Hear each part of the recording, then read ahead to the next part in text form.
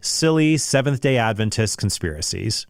My favorite Seventh-day Adventist conspiracy theory is National Sunday Law, which was popularized in a book by Jan Markuson that claims the Catholic Church will use the government to force everyone to worship on Sunday, something Adventists oppose because they believe God wants us to worship on the Sabbath, or Saturday instead of Sunday, the Lord's Day, even though the earliest Christians gathered to worship on Sunday, not Saturday. The book, which is more of a booklet, claims the change of worship to Sunday is part of a plan to keep people under the evil system of worship identified by the mark of the beast in the book of Revelation.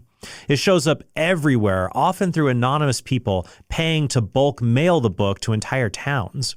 National Sunday Law is full of end times prophecy, but the book gets updated in parts to try to keep the warnings about the end relevant. For example, the original 1983 version mentions wars and Soviet tanks, while the post-2001 version describes 9/11. But there are many parts where you can see the text is still stuck in the 1980s. This includes putting the drug crack in quotation marks and saying crime doubles every 10 years, which doesn't account for crime rates plummeting after the 1980s. But even in the 80s, the authors should have known that the Second Vatican Council's teaching on religious liberty would preclude putting people to death for worshiping on Saturday.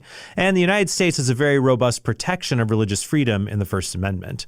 The book makes a big deal about the sin of not keeping the Saturday Sabbath because apparently once you disobey this commandment, well, you might as well murder, steal, and break all the other commandments.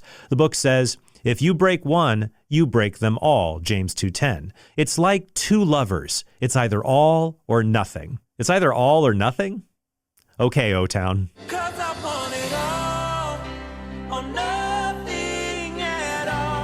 Also, check out the link below for why James chapter 2 does not say committing one sin is the same as committing all sins. And for more information on why Christ, the Lord of the Sabbath, wants us to worship him on the day he rose from the dead, check out this recent episode from my colleague Joe Heschmeyer at Shameless Popery.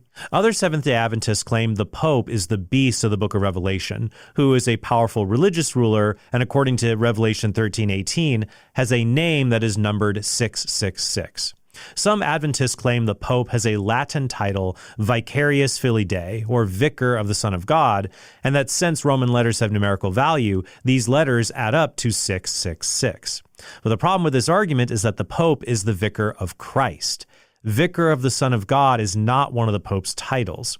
This myth comes from an error in a 1915 article in Our Sunday Visitor that was later corrected twice.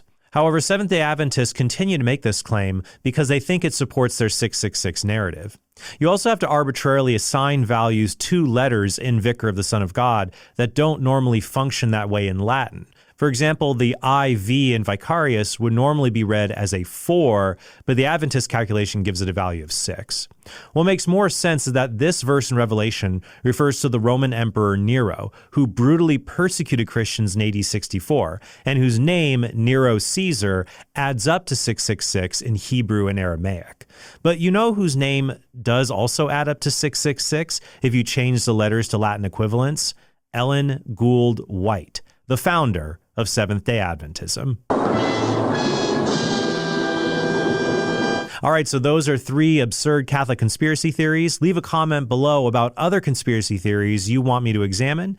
And don't forget to like today's episode and support us at TrendhornPodcast.com to help us keep creating awesome content. Thank you guys so much, and I hope you have a very blessed day.